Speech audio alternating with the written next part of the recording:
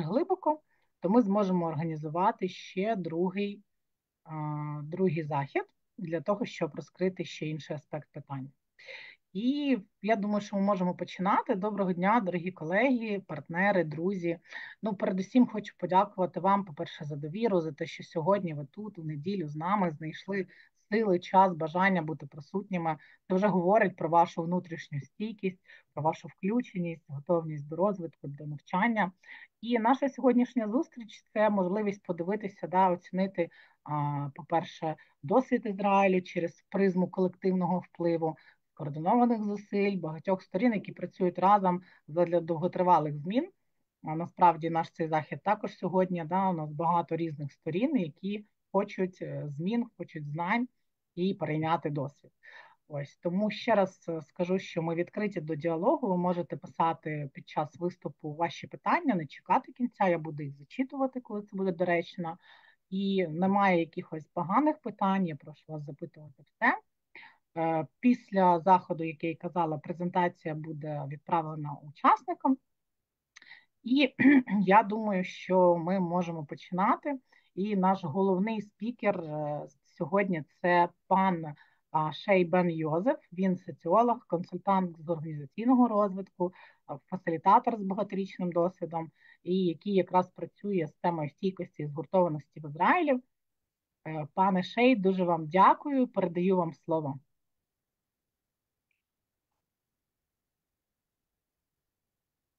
Hi. Hi, everybody. I'm really happy to be with you. Unfortunately, according to the situation, for too much years at your region. As Olga said, I'm a sociologist interested in community resilience and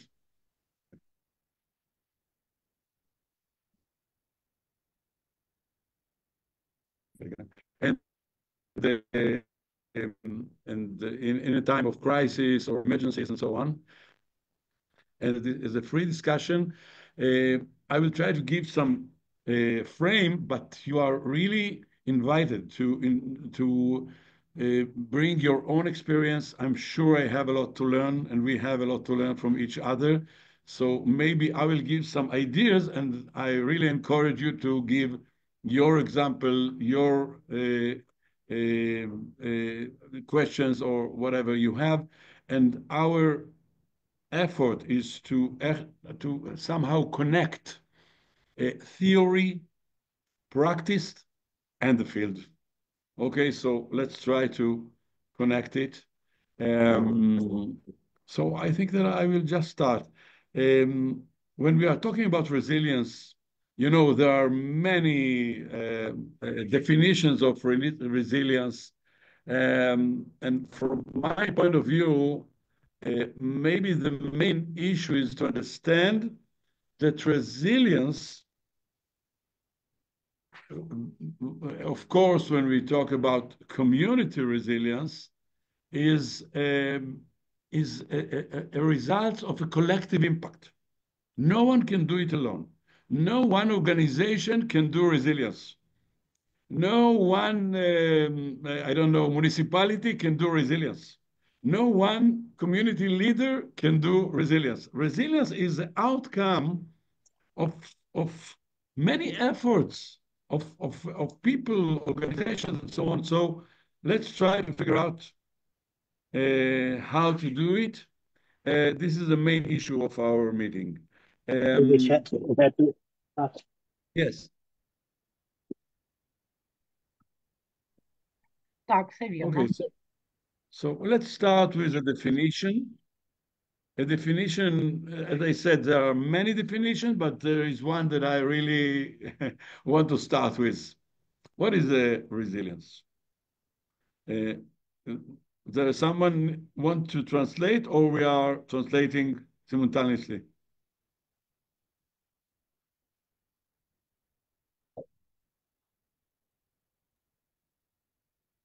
I'm asking if it's needed, or there is a simultaneous on the background, simultaneous translation. Я думаю, ви можете зачитати, у нас якраз перекладач перекладе.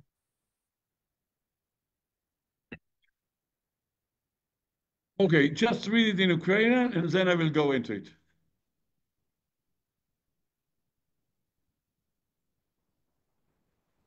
I don't hear.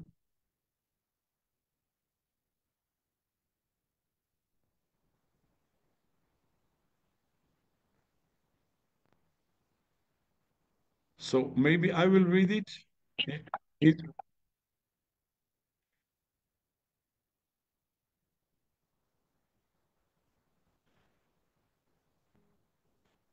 I'm, I'm not reading. Okay, I will just go fluently, and then it will be okay. Okay. So the definition is, I just read it.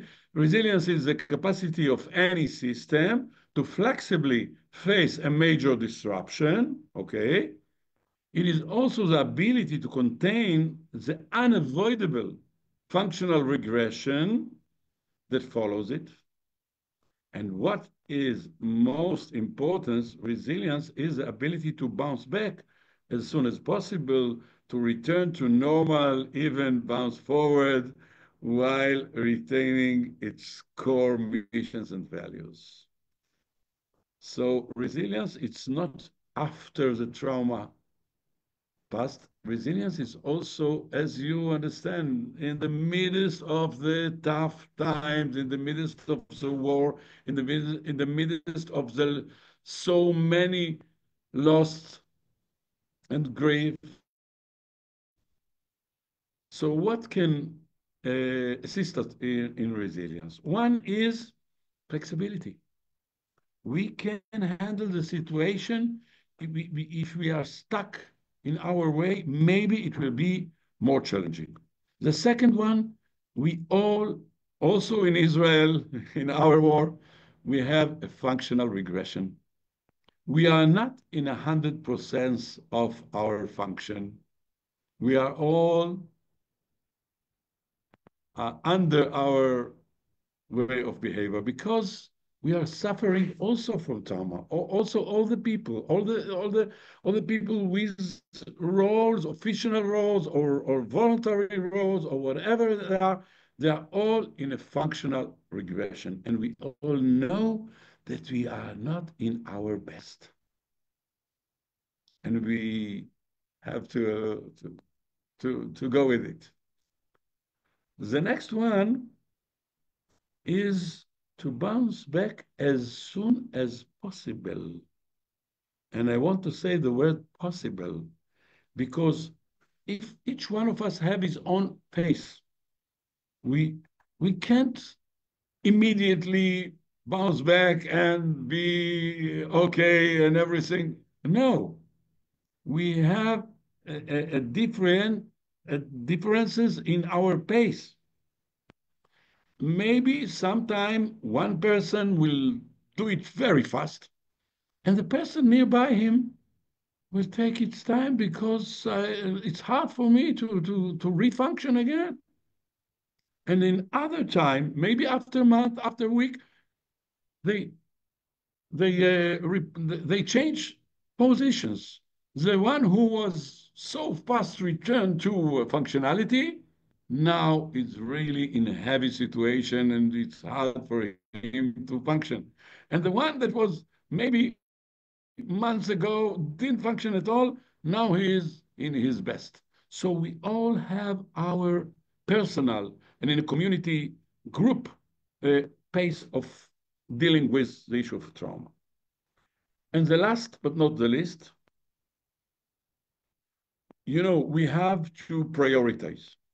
We have to choose what we are doing and what we are, for the time, putting aside. And what is enable us to prioritize is that we are retaining our core missions and values, because the values, as a kind of compass, can lead us through all these tough times. and we have to choose our core missions because we have so many things to do. We have to focus on our core missions and our core values because this is the anchor, the anchor that lead us through the storm of the emergency. Olga, it's okay. You have the translation. It's okay. You hear me well? Все Yes? чудово, дякую. Okay. So, when we are talking about resilience boosters, for me, there are 3 resilience boosters. As a sociologist, look at on society, whether it's family, community, organization, and so on, it's a mix of 3 components: culture, structure, and agency. Culture is a perception. It's the way people treat this organization, family, and so on, their values, their legend, and so on. Structure is a function. What do we expect from each one to do? Agency is the will and the ability to implement it. Okay? We are in this and that function, and we are really going to do it. So on this 3 triangle base, we have 3 resilience boosters. The first one, when we are talking about resilience culture, is the internal locus of control. We are taking our destiny in our hand. We take a responsibility on our situation, even though we feel really, how shall I say it? We feel that we don't deserve this situation. It's not depend on us. But in this situation, we take our responsibility and internal locus of control. This is about the culture of resilience. When we are talking about the structure of resilience, we must build on cooperativity, of working with each other, working organization, volunteers, people who are in officially role, people from the, civilian organizations, community-based organizations, governmental organization. We all have to work together, and the cooperativity is the structure of resilience, basic structure. And we're talking about agency.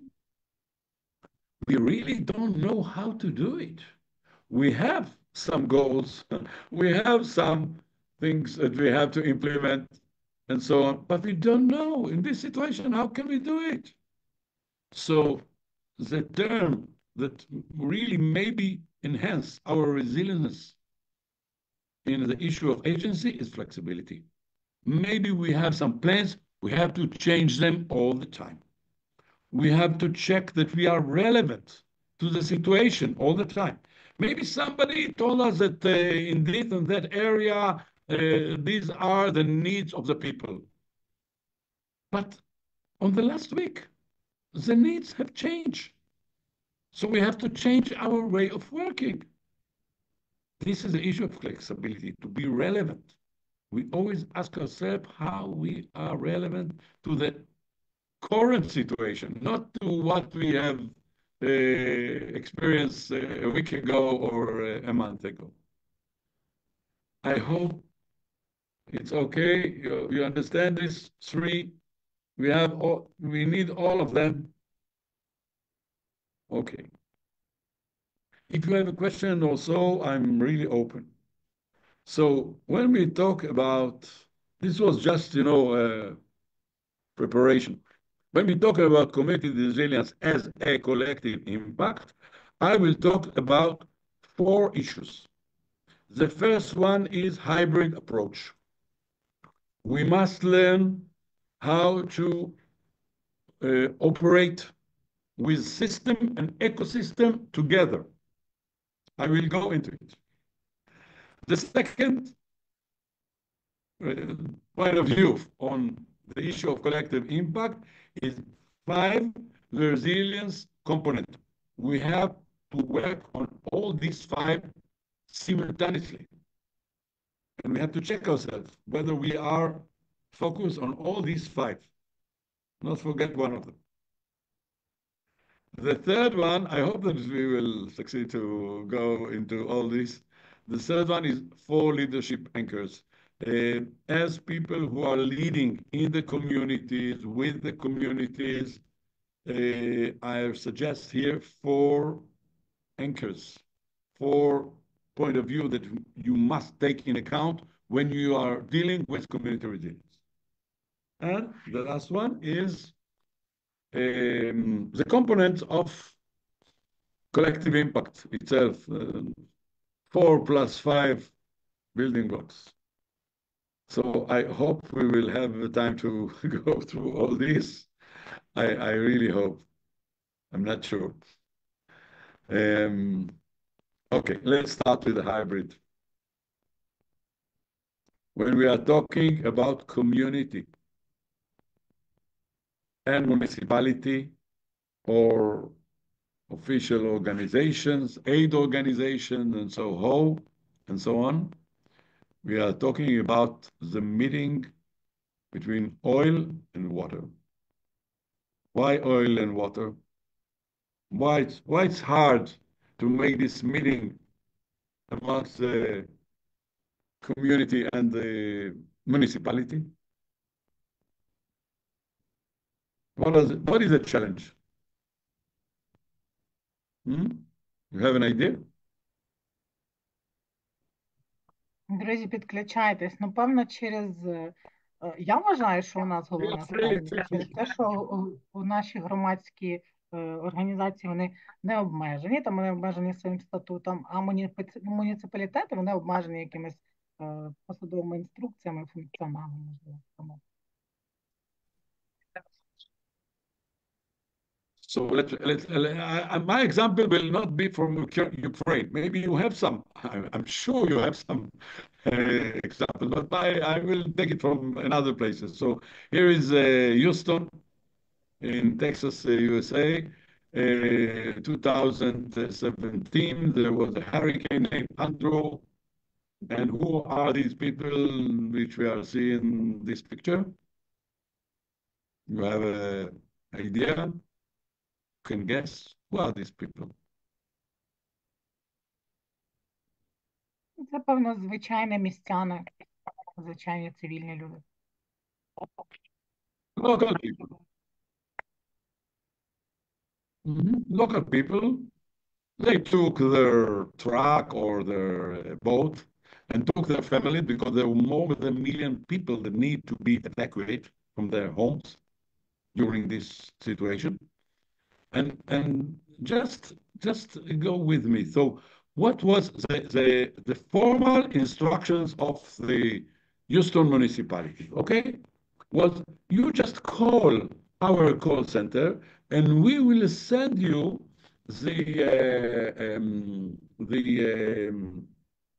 the boat of the official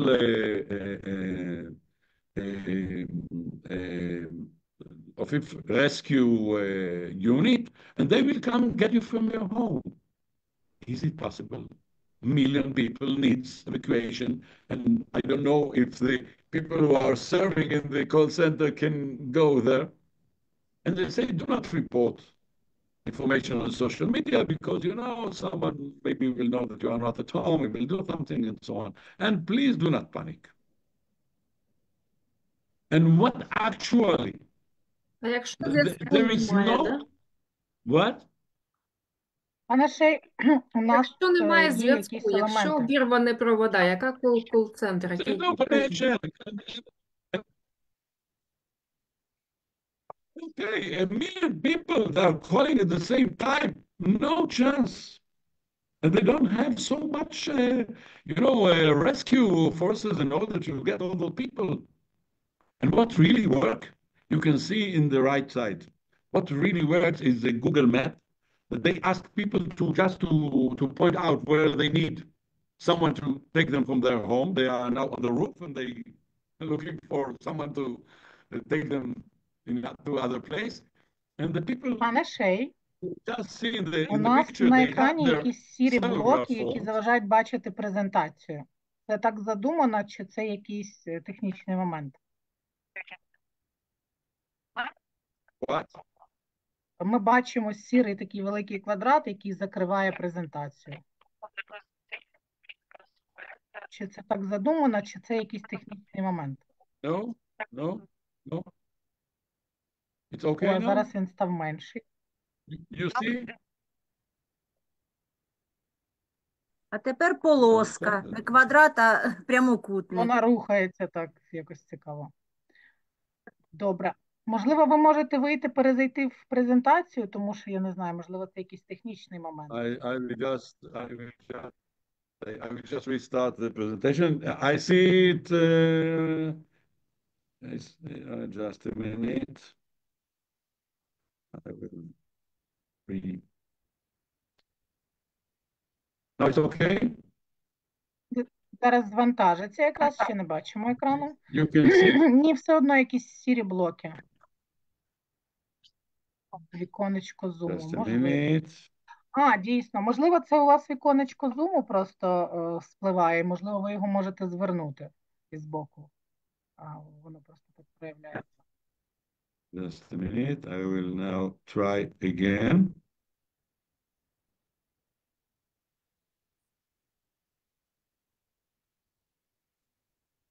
It's okay now? Це You can якраз, see да, now? це вікно No? зуму, яке ми бачимо. Чи можете ви його згорнути? Це інформаційні панелі від зуму. Slide control. No. Only see slide control when you are in presentation mode. Okay. Show meeting. No, it's okay. А зараз все сіре. I will try again.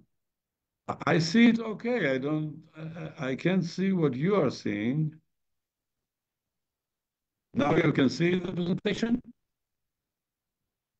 Презентацію бачимо, але ось ці Maybe. блоки зум вони. Можливо, ви їх можете посунути один ліворуч, а другий вгору. Now it's okay. You can see the new slide? No? Так, але там, де ком'юніті, він закритий сірим блоком. Yeah. Okay. So now it's okay? Ну, ну, Теж ну. бачимо сірі блоки. О, от ви так Yes. відсунули. А ну, тепер іншого частини Да.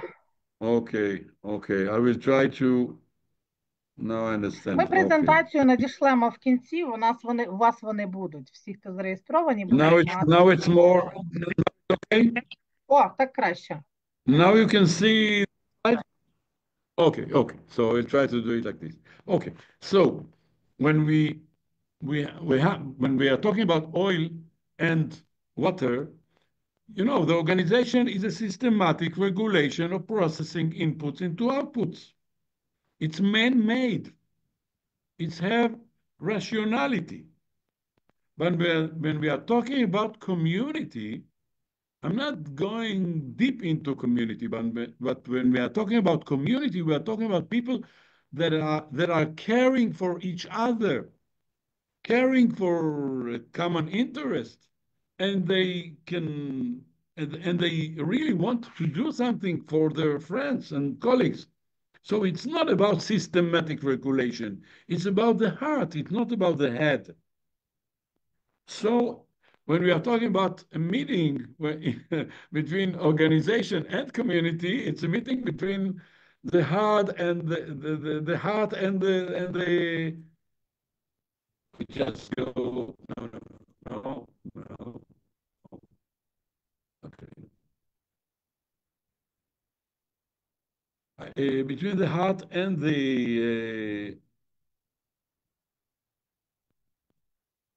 when we are talking about community resilience, I think that managing resilience is a combination of logic and magic. The logic is more on the organizational side, and the magic is more on the community side. I'm sure that you all saw it. So I want just to jump in order to jump into the topic. So it's a meeting amongst system and ecosystem. We have to work together. So what is system? System, as we talk, is like an organization. It have a beginning, it have a process, it have some outcomes, and so on. It really makes sense. Okay? This is a system. And what is the ecosystem? I'm looking for your ideas. What is the ecosystem? Just give me maybe some of your experience. What is the system and what is the ecosystem and what happened when they meet each other? What is the ecosystem? What do we mean by ecosystem? I can't see you now, so just feel free to jump in. Друзі, включайтесь, вмикайте мікрофони. Тут пишуть учасники Катерина, що це взаємодія всіх елементів.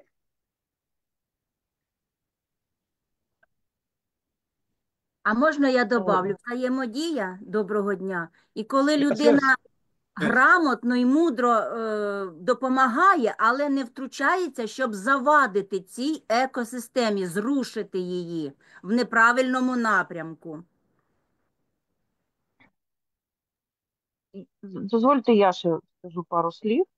Власне, з моєї точки зору, екосистема – це обмін енергіями і обмін спроможностями. Тобто я роблю те, що я можу зробити, поєднуючи це в загальному спрямуванні, в спрямуванні всієї громади, зробити щось корисне для всіх. Дякуємо.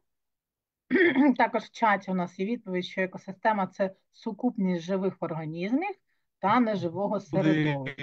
All the questions, so maybe you can...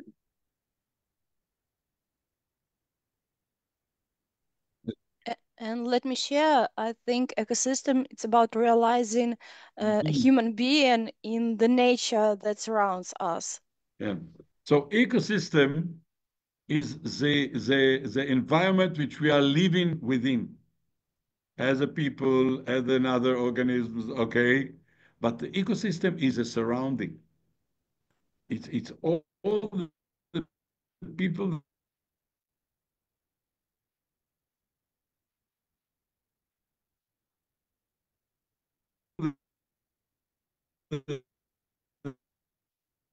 Це теж про стійкість, тому що пан Шей, він також проводить нам захід у сховищі через це. Через це трохи підвисає. You hear me? Yes. You hear me? Okay. So system is about all, and ecosystem is a stream of interactions. Things influence each other. When we are talking about community, it's more ecosystems than system. System is a linear cause and effect relationship. But when we are talking about community, about people, about the living phenomena of people, so it's about network of cause and effect, because I don't know, I do something and it affects all around, okay? System is about laws. We have some rules. We have some distractions. Ecosystem is more about patterns. It's something that happens, but it don't have rule. Because we are doing it. That's the way of our working together. When we are talking about system, it makes sense. When we are talking about ecosystem, because we can't understand it, it's operate our emotional. It's an emotional generator. You understand me? It's okay? about the difference? So resilience, we can't do resilience by just thinking system and systematically on things. We can't do resilience by just working in ecosystem. It's a combination. In order to make it systematically, we have a command and control. We have regulation. We have, as an aid organization, our way of working. We have priorities. We have some rules. But in order to work and to be relevant to the ecosystem, we must connect it. We must know how to collaborate with all those people, with all those organizations, volunteers, whatever it is, because we are a network of resilience. It's not one single organization that creates resilience. Okay, it's a network, and we should know how to connect and collaborate. It's okay. Olga, okay, maybe you can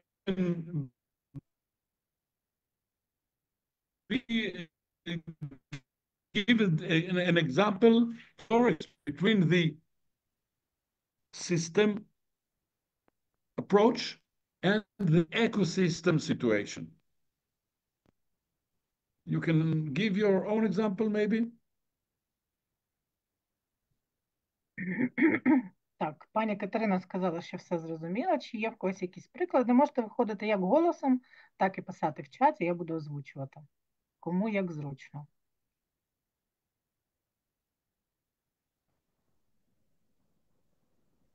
Чи є у когось приклад?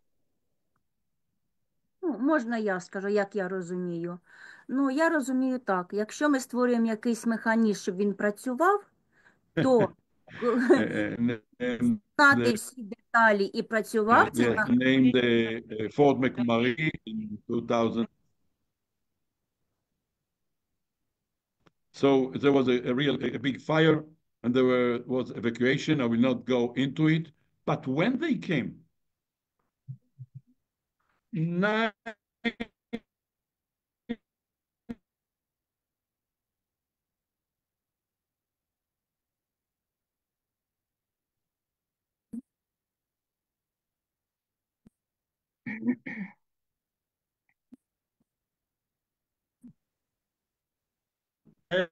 as a system, they gave places for the people themselves.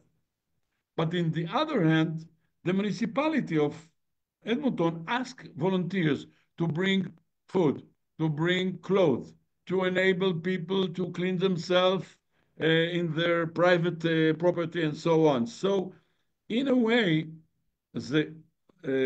not like we saw in the example in Texas, in Canada, they just worked together. And they used the abilities of the system of the municipality with the ability, the assets of the citizens, and they work together. No one can do it alone. So this is a hybrid approach. Every organization, just a minute. I will go. No. Okay, just a minute. This is a hybrid approach. Every organization must learn, just a minute, must learn to work with the ecosystem, to adapt to the ecosystem, and impact the ecosystem that will assist the organization to do better. I hope that it's understood. You understand it? So the hybrid approach is how to enable organization and the people within the community and the community leaders to work together to enhance each other. Okay? Okay. So, that was the first one. The first one was about the hybrid approach. We must learn to work together, the oil and the water to work together. The next one is about the, just a minute, is about the, it's about the 5 components. Yes. Okay, the 5 resilience components. And I really encourage you to work with all these 5. And I really ask you to think about your own examples in your own community, in your own work of each one of those 5 resilience components, okay? The first component is the narrative, the symbolic capital. We can see it as the capital which we are trying to have more and more of all the 5. So the first one is symbolic capital. What is influence on our mind? What is the meaning that we can give to the situation? Even though it's a tough situation, can we give some hope? Can we give ourselves a narrative as a community that we can do it and we can manage in these tough times? The question is, what is a story that our grandchildren will tell to their children about us? How we were on these times, okay? How can we build a story of success, a story of resilience, a story of hope? So one of you will give us example. How do you give this symbolic capital? How you make your community narrative to be a success and hope?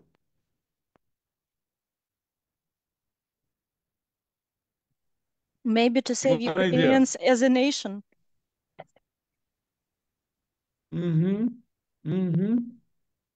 Maybe it's your independent war.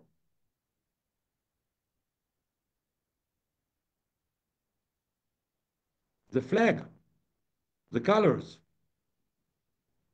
It's a symbolic capital. What else? In one community. Maybe local hero. One who did it. Maybe just to put on the focus the people who give assistance to their friends, to their neighbors. It builds a story. Look for your own community hero. Just point them out. Put the focus on them so the people will have their example. Can you give one example of community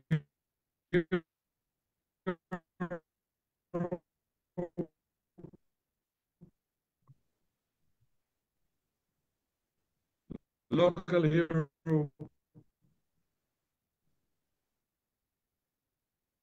Друзі, чи бажає хтось вийти голосом або написати в чаті, я озвучу. Бо у нас героїв насправді їх достатньо, їх вистачає.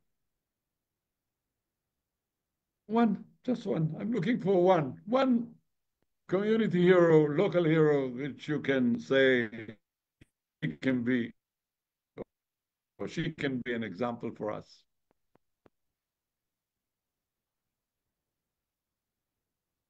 Так, пані Олена, він вже прибрав квадратик. Все вже в порядку. Ну, я думаю, що таких героїв у нас дійсно дуже багато. І там нашої громади можу назвати. Да, наші воїни, наші ветерани, вони герої серед живих. Я, певно, акцентувала увагу на живих. Це Володимир Майсей. У нас в громаді це Євгеній Коломієць. Це хлопці з ампутаціями, які, окрім того, що вони продовжують жити, вони ще продовжують активно займатися спортом.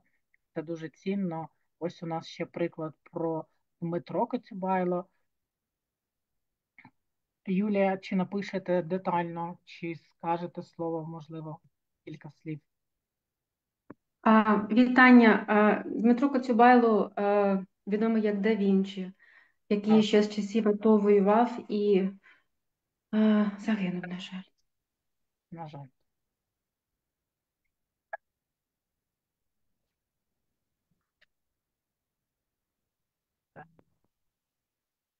Брати Ратушні у нас також. Юлія, чи скажете з голосом, можливо? Ну, ми ж знаємо про двох братів. Один був громадським активістом, а інший воював ще з часів АТО. І обидва загинули з різницею 2 роки. Нещодавно старшого ховали в Києві. Так, на жаль.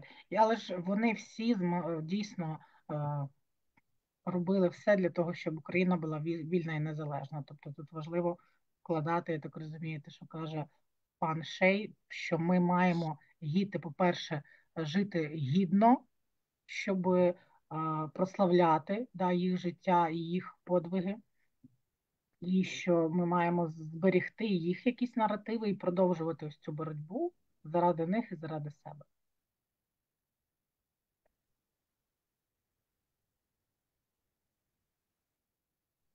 У нас дійсно дуже багато. So, heroes, okay?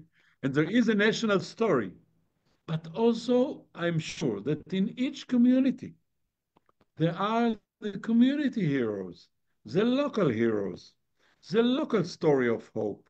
So just don't give up. Live this story and tell these stories, and this will be your source of resilience, one of the sources. The second one is the social capital. In many studies, the social capital found as the main issue and the main issue that make the difference between resilience and falling down. Okay? When we are talking about social capital, we are talking about people who care about each other, people who support each other, about connections, about trust, about caring. Okay? So social capital have 3 components of we don't go our really strong and the strong relations with our relatives. Also in the community, bridging social capital, our connections with other groups in the community, with maybe between some generations, intergenerational connection.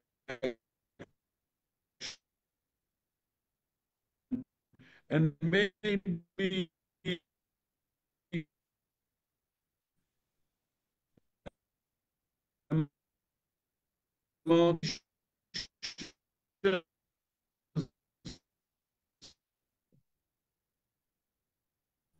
of connection, build resilience on your community, I will be happy to hear.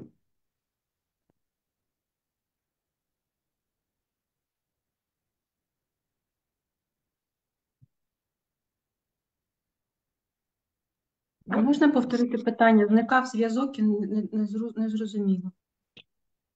The question is, how do you can give an example of how this network of connection, of relationship between community members, a subgroup on the community, or between the community and maybe aid organizations gave some resilience to you? Якщо дозволите, мені здається, що вся ця війна – це такий один суцільний приклад соціального капіталу, коли умовно твоя колега тобі пише, що її чоловік мобілізований і їй терміново потрібна сітка, і ти пишеш іншій колезі, яка займається психотерапією, і вона тобі дає контакти знайомих, які безкоштовно це виробляють. Ну, і воно все так працює. Yes, Пані Юля, ви ще? Юля, yes, ти ще, будь absolutely. ласка. Да, ну я дуже дякую за запитання. У нас за великим рахунком дійсно дуже багато побудовано, особливо в 22-му році, на початку вже широкомасштабного вторгнення, вже не кажучи про 14-й рік, саме на соціальному капіталі, на соціальному зв'язках, там, де була міжсекторальна співпраця, бізнес, НГО або просто ініціативи, і гуманітарного гатунку, і з допомогою евакуації, і допомога і маломобільним групам. Ну і взагалі це взаємна допомога, підтримка, і там, де органи влади або самоврядування не могли самотужки, те, про що ви кажете, Україна має доволі значний досвід в цьому всьому, і на рівні громад та окремих ініціатив. Там, де органи влади через довгу адаптацію не могли здійснювати функції, ці функції брали на себе ініціативи громадянське суспільство, якісь конкретні люди. І це таргетовано щодо громад, і є описи такого досвіду. Він також таргетований на ті проблеми, з якими стикались громади, власне. А так, досвід стійкості локальних героїв, наприклад, в населених пунктах на кількість вулиць вже переназвана. Я живу на вулиці, яка носила одне прізвище, зараз носить прізвище людини, яка загинула, власне, за нас, по суті. І цих прикладів дуже багато, насправді, на превеликий жаль. Дякую. Дуже дякуємо, so пані Юлія. І ми building on підняли social дуже capital. важливе питання. Thank you. Ми підняли дуже важливе питання, So в якому building on social контексті. capital, Да, вибачте, building on хотіла social просто capital, in one hand, підрезюмувати. as you said, in one hand it's functional because we need someone and he come to assist us. And in the other hand, it's not just about function. We need to feel that people caring about us, that someone think of me, that someone enabled to do something for me voluntarily. So it's not just about the functional issue, it's also about the human need for assistance, to feel that we are part, that we are belonging, okay? So this is the issue of social capital. The next capital is the organizational capital. It's a sense of competence. We can do something together. We can organize ourselves in committees in the community. We can organize some task forces for the children, for the elders, for food, for shelter, for energy, for whatever we need. We can organize ourselves as a community with all those organizations and so on, but we organize ourselves. And we can do many things together because we have a power that each one of us as a family or as a personal can do it. So besides the symbolic capital and the social capital, the organizational capital, it gives us a sense that we can manage the things. We can handle the situation.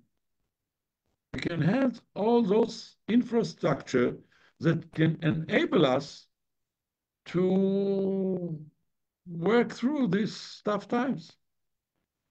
Maybe one example for organizational capital, some structure of community that organize itself to be more resilient.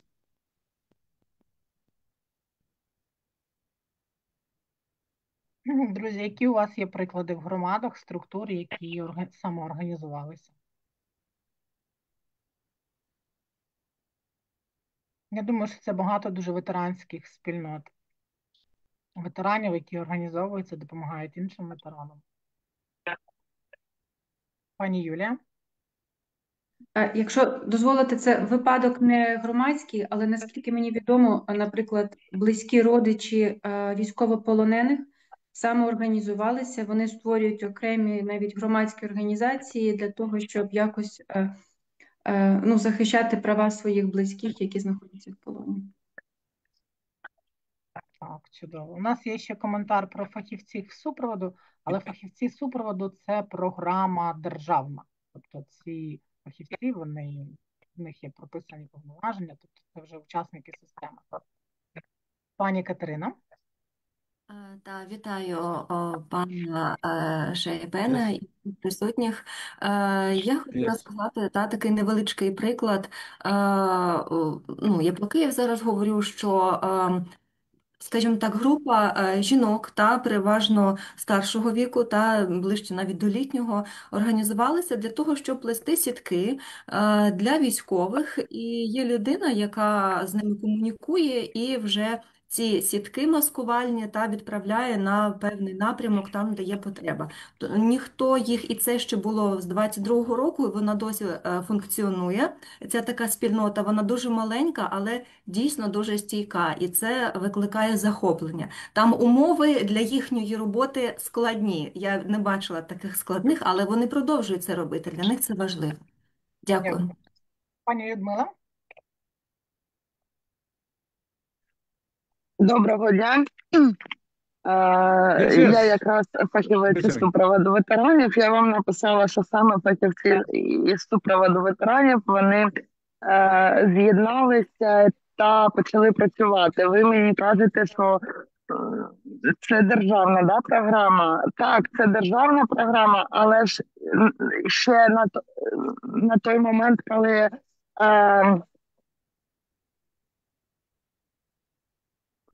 соціалізація фахівця була, я вам можу сказати, що не було. Фахівці саме собі шукали тропінку і самі по неї йшли. І я от прям наголошую, що фахівці з супроводу – це саме ті люди, які організовували свою роботу. Дякую.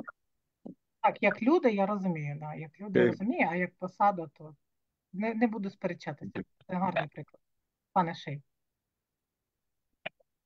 Okay. So it's not enough to have a good story, maybe a story that gives us some hope. It's not enough to have some friends. It's not enough also to just have, in some teams, organization, and you said it, we need it all. But the four component is the material capital, of course. In one hand, we need the equipment, we need the money, we need, a place to sleep and a place to eat and so on, okay? But it's more than that. It's more than that. As a human being, we have what we call place attachment. We have a deep connection to our places, and to be in our place and to give a meaning. As you said, there is a certain street that you change the name of the streets after one of the heroes. So to give a meaning, maybe a memorial place, maybe some place when we are gathering, when all those veterans gathering together. No one can understand them. The adults can understand themselves.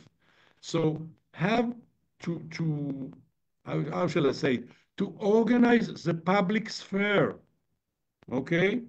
To have places for meetings, to have a placing for meaning, and to have also equipment, money, infrastructure, electricity, communication, and all transportation, and so on. It's really important for our resilience, okay? So we have all these four elements, okay? Symbolic capital, social capital, organizational capital, and material capital. Each one of them is needed for all the others.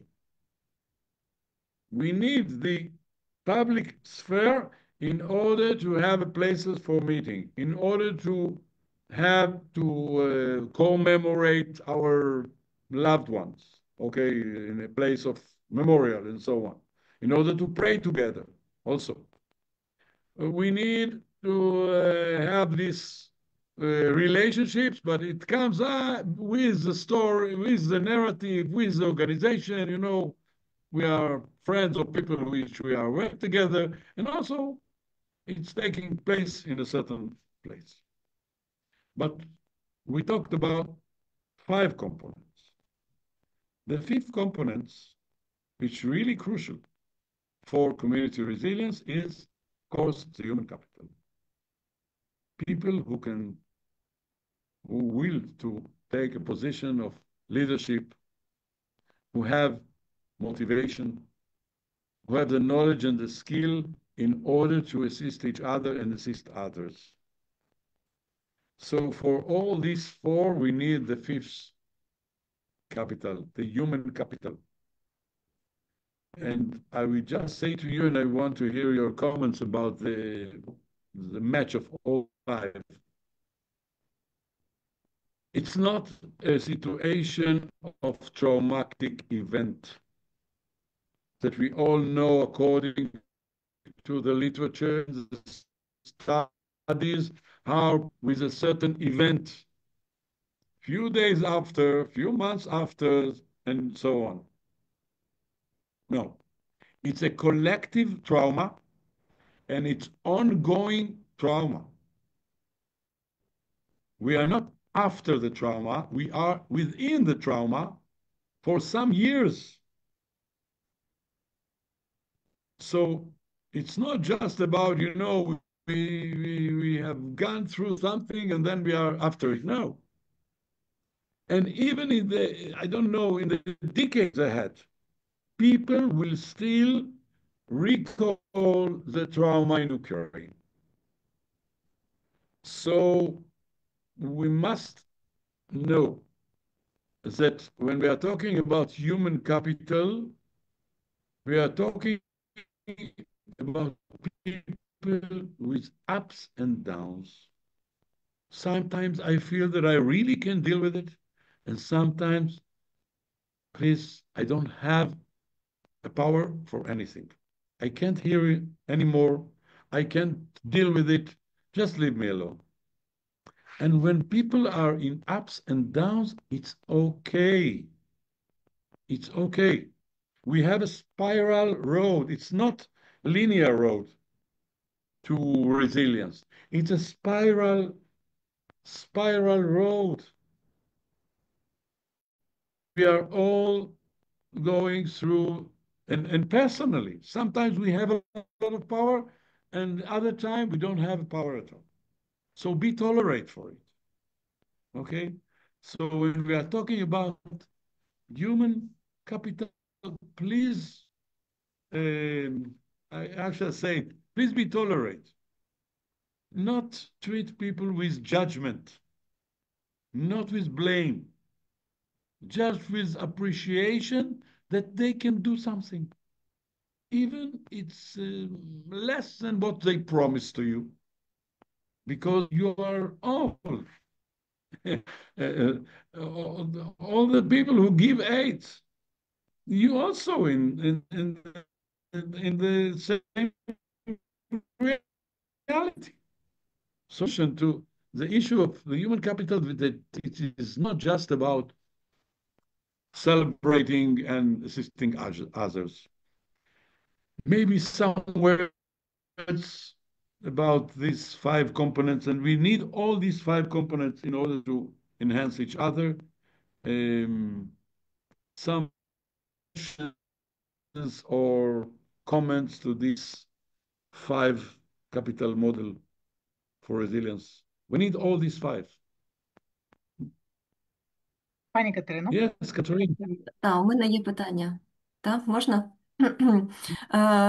Де тоді брати, віднаходити ресурс для того, щоб все ж таки всі ці 5 складових, вони знову починали спрацьовувати, та, і був хороший результат, скажімо так. Тому що ми всі прекрасно розуміємо, що ми дійсно, як пан Шей говорить, знаходимося в цьому вже 3 роки, 4-й пішов, і ми всі виснажуємося, але нам потрібно рухатись далі. Як тоді це намагатися все ж таки віднайти в собі, і намагатися це втримати, хоча б те, що є, і не розгубити більше. Дякую.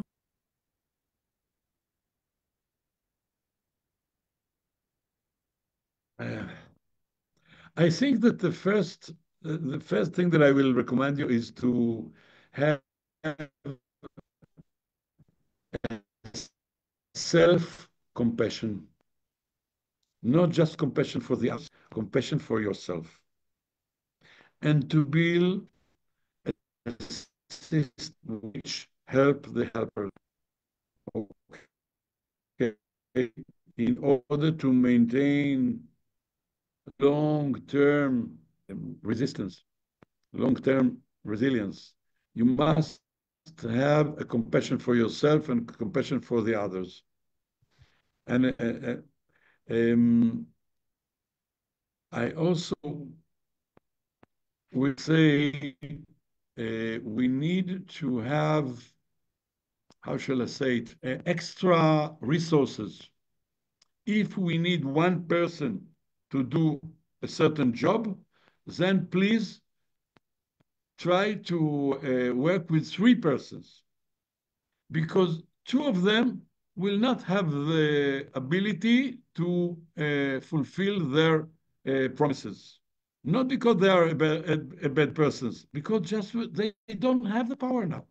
Okay, so always try to promise less than you can do, and always try to have extra resources that people who can't function now because of good reason will feel that the mission is still carry on by their friends, will need them to do their mission. I hope that I was understand. So it's about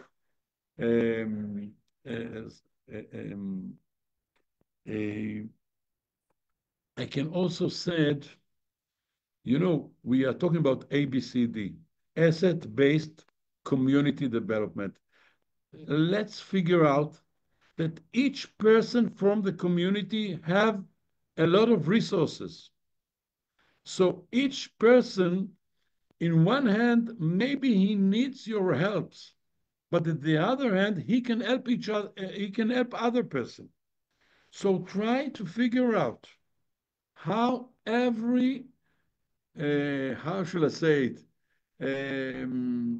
We are talking about people which we are give them help. Every person who gets help, give help to other. Try to figure out with all your people that you are working with what they can do for their children, for their neighbor. Small thing. Enable them to feel a competence, to feel that they can do something. And also, on the other hand, it's enabled people to pray together and not just, that all the missions are on the 10% of community activists. I hope that it understood. It's okay, all guys, you understand it? So some ideas, some other thoughts or questions.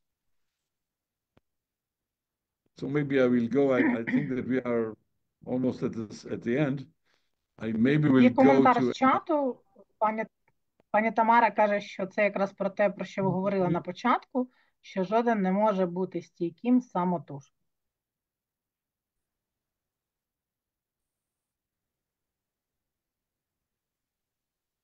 Hear you. I can't hear you. There's something maybe. You hear me? It's okay? Olga, you can hear me? Ми чуємо, ми зараз чуємо і бачимо.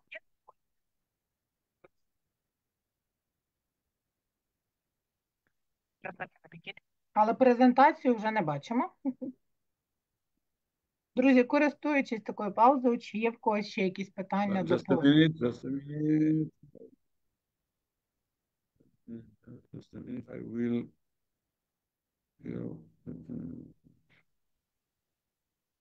I just lost you.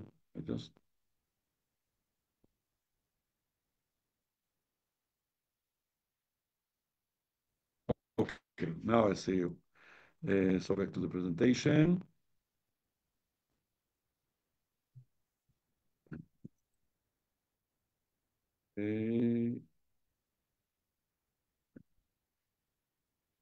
Okay, so when we are talking about these 5 elements of resilience, we're talking about our mission is, in one hand, to enable people to realize their caring, okay? To promote a narrative of hope, to encourage good relationships. This is the social capital. To increase a sense of empowerment. When I can give something to other person, I can do something. When we are organizing ourselves in a team for a certain issue, even a small, give people a sense, even though in a, you know, we are all, we are standing without power in front of this big situation. So just give people a small chance to feel a success. It's not a success of everything. It's not the end of the war. It's not the end of the troubles. It's just, you know, a small success. To celebrate small successes. This is the way to increase a sense of empowerment. And also improve the material resources to enable each group to have a place of gathering, to enable people to have a safe place for their children. It's really, really important in each community to have a safe place for the children, because the children, you know, they are suffering not just from the war, but also from other issues.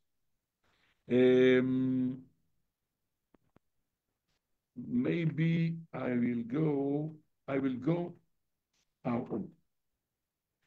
Do we have, how much time do we have? 2 minutes or more, Olga? Ні, у вас ще є до 22 хвилини. Then 2 minutes. Okay. So I will go to the next issue and I will ask you. And now, please,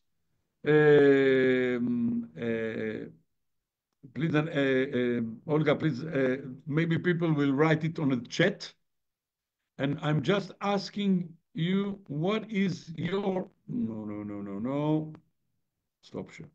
What is your personal breakwater? What enable you in your function, in your communities, to make your own resilience? What are your advices to your friends for resilience? Okay, if you see the breakwater.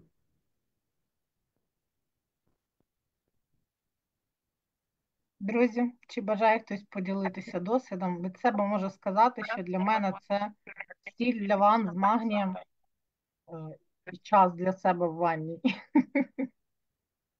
Пані Альона? Taking a bath. Yeah, I work with students and I like them to bring this sense of belonging to a community. Yeah, to bring them up all together. Gathering, community gathering. Yeah. Дякую. Пані Юлія? Дякую. Мені здається, для мене важливі 2 речі. Перше – це відчуття спільності, коли поруч є люди, які ми всі разом рухаємося в одному напрямку, маємо якусь спільну місію. Це дуже підтримує і надихає. А друге, для мене дуже важливо, мені здається, багато хто цим зараз нехтує, обмежити доступ до травмуючої інформації, для того, щоб лишити собі ресурс, робити щось корисно. Інакше він просто зникає. Дякую. Дякую. Пані Наталя? For me personally, there are two things. So primarily it is the access to the scientifically, I would say, verified and valuable information, which gives me some solutions, which can shed some light on what to do. And additionally, in some maybe most difficult moments for me personally, when I see that there are people who really depend on me, for who I can make some difference, it is a great motivational factor because I need to stand up and fight. And that is the very moment which makes me gather all the resources, pull myself together and start doing something. So information and feeling that I matter. Thank you. Дякую. Ще з чата коментар. Це внутрішня мотивація та цінності. І пані Катерина. Дякую. Продовжуючи те, що сказала пані Юлія і пані Наталія, це інформація. По-перше, інформація, яку ми отримуємо, має бути офіційною, достовірною. Наприклад, я працюю над великою українською енциклопедією, і колеги щодня оновлюють точно достовірну інформацію. По-друге, виходила хроніка 1000 днів війни, 500 днів війни, 1000 днів війни, там, де точно можна знайти не фейки, а правду. І ще хотіла зазначити, що обмеження, така інформаційна гігієна дуже важлива, обмеження читання новин перед сном, бо раніше це було вранці новини, ввечері новини перед сном, і відповідно потім і сон дуже поганий. Я думаю, багато хто на своєму власному досвіді це зрозумів і відчув, і тому така інформаційна гігієна, інформації мінімум і найважливіше.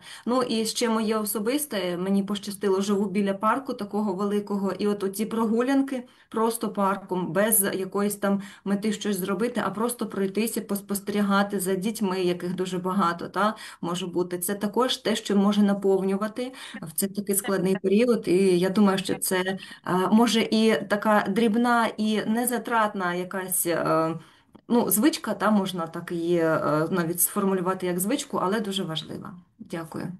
Дякую. Пані Тетяна? Доброго дня. Я можу сказати, що мою особисту стійкість підтримує волонтерство. Причому це не тільки донати, це насамперед те, що я можу робити фізично. Це якісь справи на відновленні будівництва. Це, наприклад, волонтерство у притулку з тваринками, яких евакуювали з зони бойових дій. Коли я просто гуляю з цими собаками, які багато чого пережили, мені це додає впевненості у тому, що я можу робити щось важливе. Дякую. Дякуємо. Пані Ольга? Дякую. З нагоди хочу привітати всіх, хто має статус мама, матуся, ненька, з Днем Матері. Нам і матерям треба стійкості, нам треба незламності, нам треба, знаєте, стати твердими, такими світлими українцями, українками, щоб ми таки перемогли. Що мені допомагає? Я займаюся громадською діяльністю, я громадський діяч, своя власна організація створила «Берегині Лебединщини», так як я являюсь матусею і жінкою військовослужбовців. У нашій сім'ї війна не 1000 з хвостиком днів, а 11-й рік у нашій сім'ї війна. Оце болюча цифра. Коли чоловік приходив з Донбасу, його питали, це надовго? Він в 2014 році говорив, це надовго. Люди добрі, вже 2025 рік. Що мені допомагає? Громадська діяльність, спілкування з такими жінками-матерями, підставити плече, бо мені ніхто його не підставляв, мені було дуже тяжко. І ще я пишу вірші і люблю фотографувати природу. Оце мене надихає. І сім'я, сім'я, сім'я, сім'я. Тому що коли кріпка родина, кріпка тоді громада і кріпка Україна. Дякую. Так, дякую, пані Ольга. Я можу сказати, що ця війна просто що така активна, напевно, 11 років. Ця війна триває вже більше 100 років. І ще в нас писала пані Людмила про доступ до ресурсів. Так, про те, що 12-й рік війна, так, ми про це говоримо. А чого ніхто не говорить про сон і про їжу? Для мене, мені здається, це такий теж, коли дуже виснажена, от я можу спати, напевно, цілий день. У мене були такі моменти, коли перші тижні всі пам'ятають, да, мало всі спали, а потім десь через півроку мене прям вирвало. Так, я бачу, що, певно, у нас... Пані Тетяна, це у нас пана Шея вибило? Бо я його не бачу. Ні, Шей тут. Пан Шей. Він якраз всю інформацію, яку ми надавали, він її консолідує в презентацію. Чи є хтось ще бажає поділитися своїми хвильорізами, те, що допомагає їм стикатися з реальністю, з цією жорсткою, що допомагає діяти попри все? Так, є. Добрий день. Доброго дня. Вибачте, без камери, на жаль, не можу зараз вимкнути. Я працюю в школі з особливими дітками, дітки з особливими освітніми потребами. Я є керівником військово-патріотичного гуртка «Сокіл Джура», і саме от моя робота мене і тримає, можна сказати, на плаву. Моя сім'я не виїжджала за кордон після повномасштабного вторгнення, тому що я не бачу себе більш ніде, крім України. І от мій ресурс я черпаю саме з своєї роботи. Коли ти бачиш якийсь прогрес у діях своїх підопічних, своїх особливих дітей, то це дійсно дуже надихає і дає тобі поштовх навчатися ще більше чомусь новому, щоб ти міг навчити дітей. Також моїм ресурсом є самоосвіта. Я зараз не говорю про виключно онлайн-семінари, стараємося виїжджати на очне навчання, хоча б там на 2-3 дні. Деякі міжнародні організації організовують для освітян різні очні вебінари. Наприклад, ми їздили на навчання з домедичної допомоги, проводили дуже кваліфіковані спеціалісти. Ну і останнє, мабуть, все-таки гігієна сну. До речі, це порадив мені лікар за гігієну сну. І дійсно це працює. Гігієна сну. Дякую. Так, це дуже класна порада, дуже дякую. Є ще певні коментарі в чаті. Хочу повернутися до важливого коментаря від пана Шея. Нам потрібно бути толерантними один до одного. Мій чоловік також воює, і я бачу, як деякі мої знайомі, їм там, наприклад, їх там ніхто не воює в сім'ї, і вони відчувають якусь там, їм незручно зі мною говорити. Ми маємо бути толерантні, бо ми всі живемо в Україні, ми всі українці. І взагалі захід сьогодні, ми з паном Шеєм познайомились на програмі від ізраїльського посольства по міжнародним справам Машап. Я їздила на 2 тижні в Ізраїль навчання. Ольга? Так, ми вас чуємо. Okay. Okay. We had a lot of examples, and I'm sure each one of you have a menu of things that can give you resilience. I want just to make some order in this menu, okay? And maybe it will assist you. So I wrote down, I'm not sure that I wrote everything, but I tried at least. Just a minute. Okay. So we have here some ideas of what are your own breakwaters, personal breakwaters. So let's try to figure out what we have here. Let's look here. Okay, just a minute. We are talking about community gathering, about togetherness, about unity, about relationships. What is the common of all those issues? What is the common of all these notions? Community gathering, togetherness, unity, relationship. You need people. It's people. It's people and relations. And it's and if we are talking about the up above, doing bath, getting information, walk in the park, daily tasks, what are common for all these issues?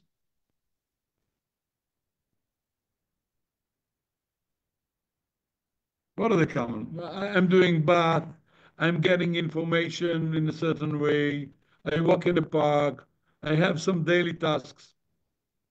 Рутина, якщо дозволите. Те саме, як для малої дитини, важлива рутина. Так, буденні справи якісь. Something that I can do. I know it. Tasks, okay? Whether it's routine tasks or other tasks, but it's tasks. Do something. It may be assist you. Okay? What is about the common of feeling that I matter? Limited and relevant information. I control my information. The sense of unity. Dealing with special children. What the common of all these notions, all these resilience resources?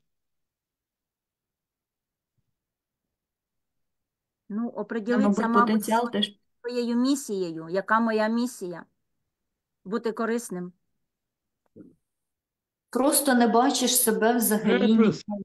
більше, крім от України, і ти вважаєш себе, що ти на своєму місці виконуєш те, що повинен виконувати. Пані Тетяна, ще? Purpose and mission and values and maybe vision, okay? Something that bigger than us, bigger than the day tomorrow or in a month ahead, something bigger that we are, that motivate us. I'm here for these children. I'm feeling that the unity is really important for me, so I'm working for it. So the last one at the left side, we see trusted information, not just information, trusted information. How can I get it? Volunteering, a role as a mother or maybe some professional role. The way we organize ourselves, work, systematic support. What is common for all these notions?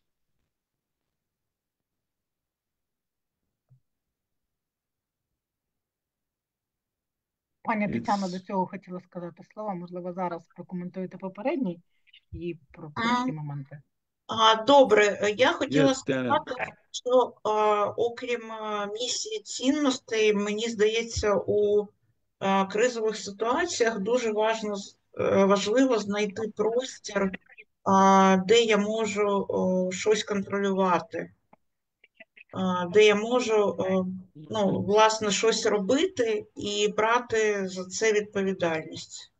Оцей контроль у хорошому сенсі, це теж важливо для стійкості. Дякую. Пані Ольга? Можливо, бачити результат наших дій, так, нашої плідної праці. Yes. Okay, so I will jump into the model. So the model of 4 anchors, okay? We build together a model of 4 anchors that maybe assist you and other people in a function, in a leadership function in the community or in a certain organization, okay? It's combination of 4 anchors. The first one is meaning and purpose. As we said, narrative, culture, value, mission, all the things that motivate us to do our efforts. It gives us a picture of the, you know, a holistic picture of the situation. But besides the holistic picture of the situation, we need to be task-oriented. We have to set for ourselves and for the others goals and objectives. What are the outcomes that we are working for? So the meaning and purpose give us a holistic frame, but we need a certain real something that we can work for it, for a certain goal and a certain objective. But for all these things, we are really dealing with people. So, as we said about the social capital and so on, we need to engage the people of the community. They must be part of our plan. They must be active in the situation, as we said. So how we work with them? How we enable them to feel that it's not outside the organizations that work with them. It's them who build their resilience. And all this issue of systemization, of meaning and task and people must be in a way systematic. We must have procedures, we must have roles, we must have processes, we must have our routines. And if we are just focused on tasks, goals, objectives, we maybe lose the people because they say you are just need us to do some things. You don't see us. You don't count us. You don't really look at our sides. You don't listen. If we are focused on people, listening to them, involving them, enable them to say their ideas and so on, maybe we will forget our tasks, our missions. So in a way, we have to balance between people orientation and task orientation. We can't be just focused on task and we can't be just focused on people. We must have to balance.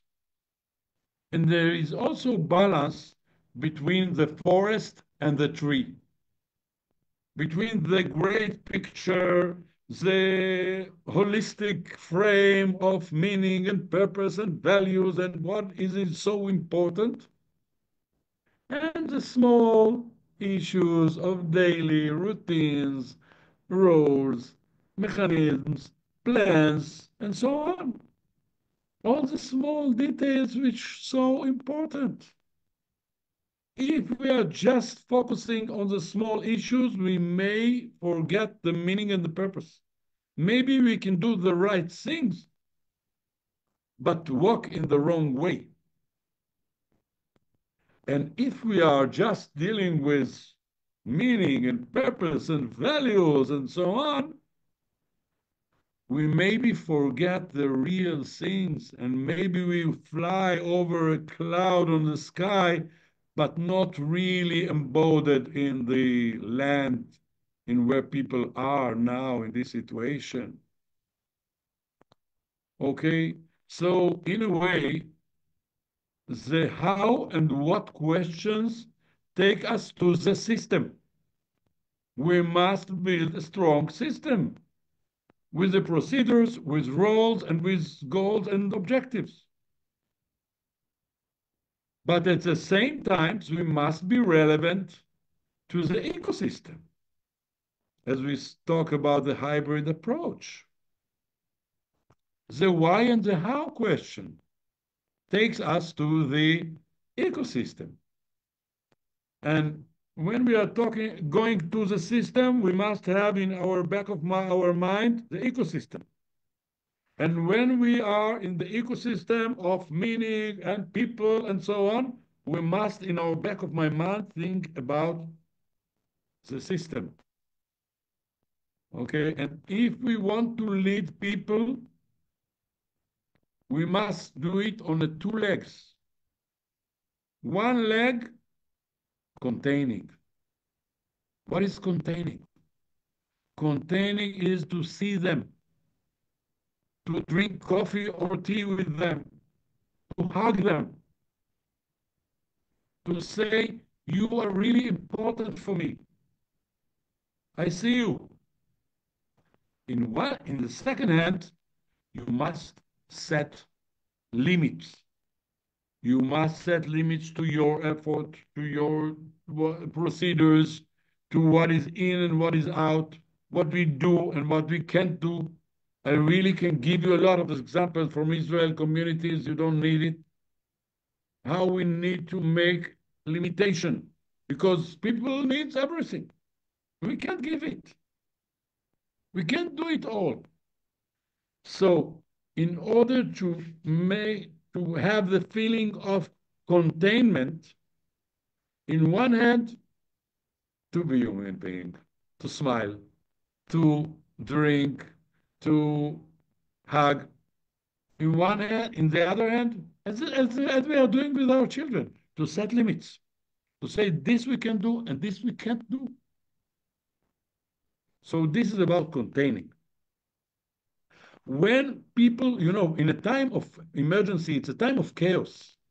People feel that they can understand everything. When you set limits and when you give them a hug, they feel contained. But it's not enough. The other leg is leading. And when you lead them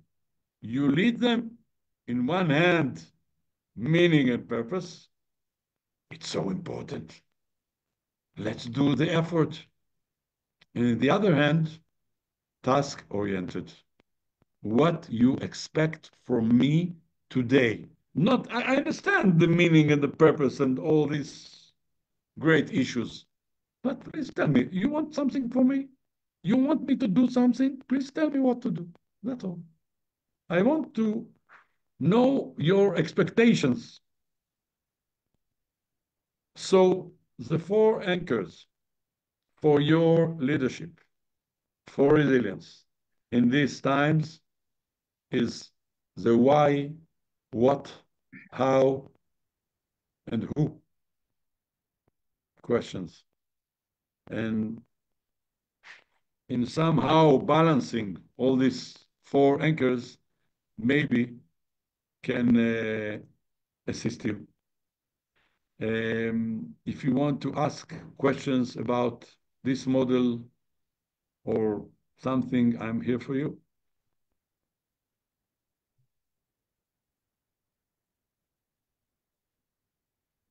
Дуже дякуємо, дуже влучно. Друзі, чи є якісь питання, доповнення, можливо, уточнення?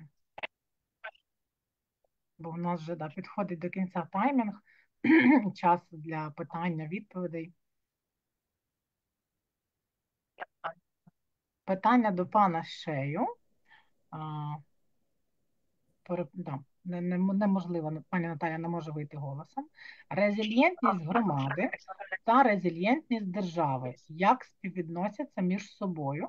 Чи можуть вони заважати одна одній? Якщо так, як цього запобігти? There is a relations. I just will, maybe I will go to here, you see. There is an influence. I will not give this slide, but you have a slide in the presentation.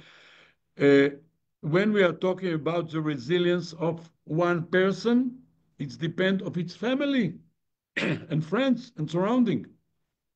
And the family and all those people are, in a way, depending on the community. And the community resilience is also built from the family's resilience. And it's a reciprocal process. And in a way, the resilience of the town is a combination of the resilience of the communities and so on. So in a way, the resilience of the nation is built on the resilience of organization, communities, whatever it is. So it's all an ecosystem of resilience. So when we are, so there is a function of, we call it the middle actor, the middle actor. The community, in a way, is the middle actor. In one hand, it affects the families and the individuals, and in the other hand, it affects the resilience of the city and the nation. So it works to both directions. Чудове питання. Дякую, пан Шей, за відповідь. Чи бажає ще хтось?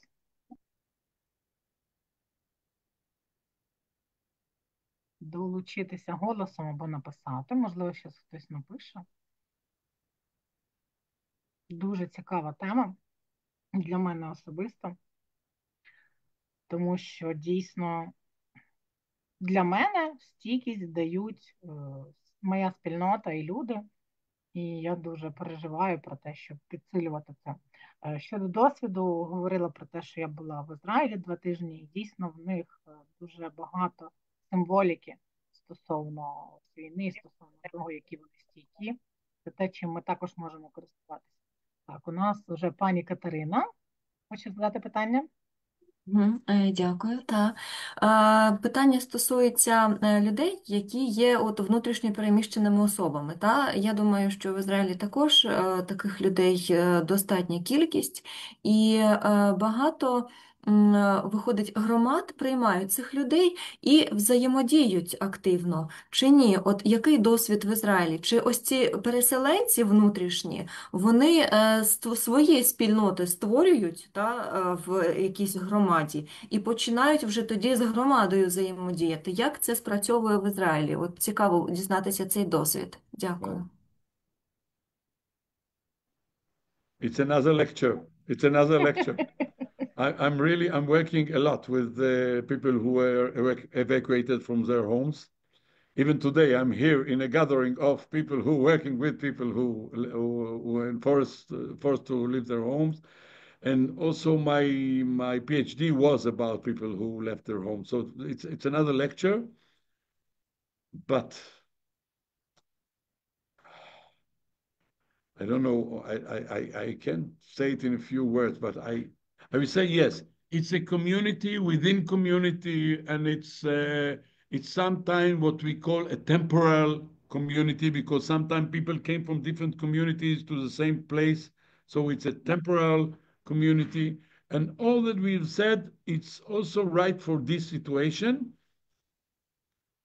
but it also have some other issues. I can't, one of the main things, it's about the parenthood, okay? In our nature community, we know to be parents. We know when our children in a certain time. We know how to behave like a parent. Maybe if I can say one thing, be careful about the issue of the parent role, because they are lost impression on their children. They are giving up of their parentness, and it really have an effect. So please assist people to take back their parents' role, okay, in various options. But if I have to say one thing, this is the thing that I will say.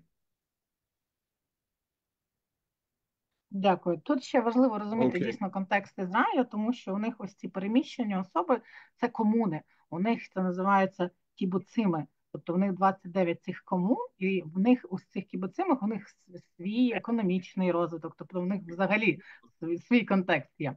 Так, і ще пані Ольга. Not just кібуцим, but Yeah. Not just kibbutzim, there are also other people, but okay. Yes. Okay. Добрий день всім. Дуже хочу подякувати за таку чудову можливість і хочу задати таке питання. Ну, в Україні громади дуже різняться одна від одної. Тобто є великі міські громади, є абсолютно маленькі громади. І от цей цикл, да, от те, що ви говорили, чи є різниця в Ізраїлі? Да? Маленька громада, маленькі селища чи великі? Є там якісь нюанси в використанні саме цієї моделі? Дякую.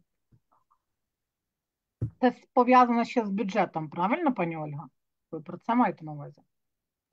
Не тільки, просто можливостей, навіть якщо ми не торкаємось суто фінансових питань, можливостей в місті, обласному центрі набагато більше, ніж в маленькому якомусь селі, десь на кордоні. І в нас є громади, от на Рівненщині, які там 5 сіл, і вони всі розрознені на великій відстані, все, і там, по суті, крім сільської ради, нічого немає. От чи в Ізраїлі, от як тоді ця модель може перекладатися на громади, чи є якісь нюанси? Оце.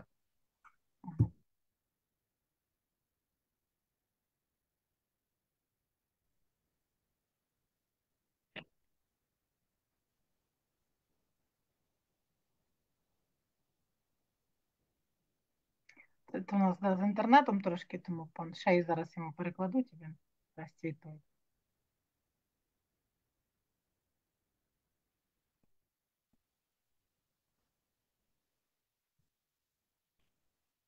Так, у нас зразу запит на іншу зустріч. Експертне міркування.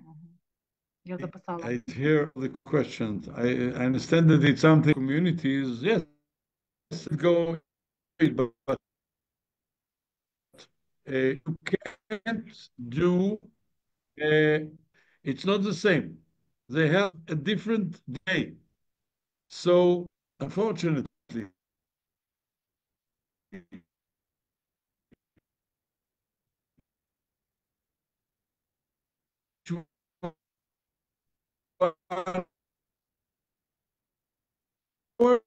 from praying, and the other community get the power from doing. So take all these ideas and try to implement it differently, learn from each other, but you can't just copy and paste because it doesn't work.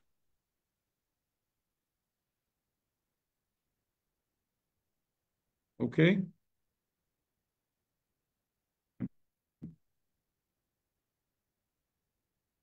Olga? Так, дякуємо, зрозуміло. Olga? Maybe there is something with the internet.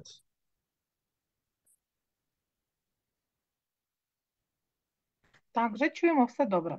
Я так поспішала і дуже хотіла сама почути пана Okay, Шая. so we are running out of our time. I hope that Ще you пару heard me хвилин. because the internet wasn't so good. Okay. Чули, дякуємо. А я настільки поспішала, тому що і цікава тема, і спікер дуже цікавий, як ви бачите, що зовсім забула, по-перше, представитись. Мене звати Грищук Ольга, я голова громадської організації «Альянс стійкості». Ми співорганізатори цього заходу, і також співорганізатором у нас сьогодні є національна платформа стійкості та згуртованості, що прям дуже говорить про нашу тему. І я запрошую до слова Іван Вартовник для того, щоб він трошки озвучив про ціль, мету, і, можливо, ви, наші учасники, також будете надихатися, брати досвідом, бо було дуже легко співпрацювати з командою національної платформи. Пане Іван?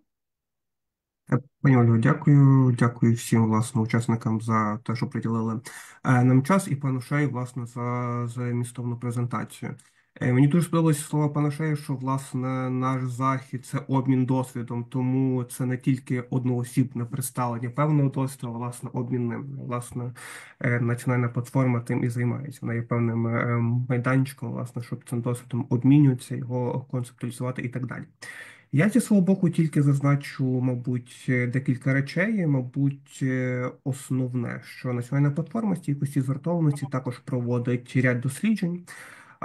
власне, з 2018 року, і, власне, є там ряд аналітичних матеріалів, напрацювань, які стосуються, мені здається, власне, тематики нашого сьогоднішнього заходу. Мені здається, що і пану Шаю, власне, і всім іншим учасникам буде цікаво, власне, в нас є такий аналітичний матеріал, як досвід спільнот як основа політики національної стійкості. Це, власне, зібраний досвід десятка різних спільнот. Це не тільки мова про територіальні громади, це про менші суб'єкти стійкості, це може бути чи ОСББ, чи певне благодійний фонд, громадська організація, як, скажімо, та чи інші організації, установи і так далі, долали, власне, виклики повномасштабного вторгнення. Також, власне, є там ряд досліджень про засади стійкості вже територіальних громад і як вони, власне, скажімо, функціонують при тих викликах, що зараз є. І це також, скажімо, досліджень про такий, скажімо, тему цивільного захисту. Власне, у нас також є дослідження про цивільний захист людей з інвалідністю, якраз це досвід Ізраїлю. Є такий огляд, тобто їх достатньо багато. Я власне, якщо ж у когось з учасників буде там питання чи коментарі, я за той час ще в чаті ці дослідження продублюю, думаю, можливо, це буде корисно. Власне, щоб з ними ознайомитися. Ну, також, власне, так на завершення скажу, що Національна платформа стійкості і згуртованості – це громадська ініціатива, яка вже функціонує в Україні вже як 7 років, з 2018 року. А, власне, тематики зрозумілі, це, там, скажімо, зрозуміло з назви, проте також значить, що інституційними партнерами є Український незалежний центр політичних досліджень та Українська гельсінська спілка з прав людини. Власне, це дві організації, які інституційно, аналітично допомагають, власне, національній платформі у функціонуванні і реалізації її цілей. Ну, власне, на даному етапі ініціатива фінансується за фінансової підтримки Європейського Союзу, власне, в рамках проекту «Зміцнює стійкості України в умовах зростання ризиків і наслідків війни».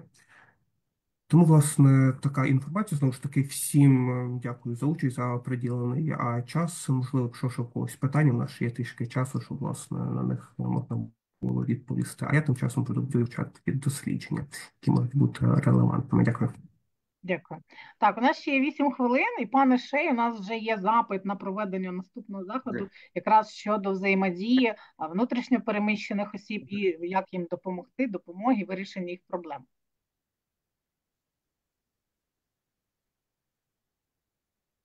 Okay, I really hope that it was a small contribution for your long journey to resilience, and I hope that it will end soon in really, we said, you know, in Israel, one of the known mothers of that her son unfortunately killed in the war, she said that this story will have a good end. She said, this story will have a good end. So it's a hope that she gives us. And I hope that your story will have a good end. And I hope that I can do something, that I contribute something for this and maybe more. So thank you for listening, and I hope that you will do something with it. See you. Hello. Дякую Okay. дуже. У нас дуже багато подяки в чаті. Дуже дякую, пане Шей. Це було дійсно дуже цінно, дуже відверто, дуже тепло. Okay. І дійсно Okay. впливає на нашу стійкість, тому що це підтримка, яка дає нам надію також. Дякуємо дуже. Друзі, ну і щиро дякую вам. See you. Thank you. Побачимось. Щиро дякую вам всім вам також за присутність, за участь, за ваші питання, за роздуми.